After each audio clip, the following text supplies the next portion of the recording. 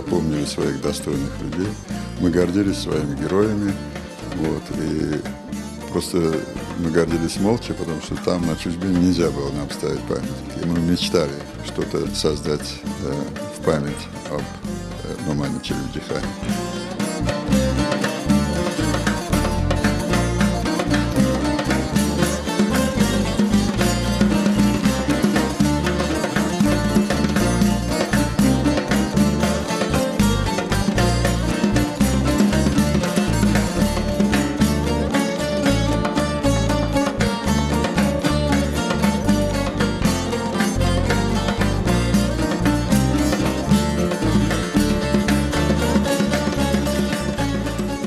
Очень мало было фотографий, материалов. Они все плохого разрешения были. Я пытался максимально приблизиться к характеру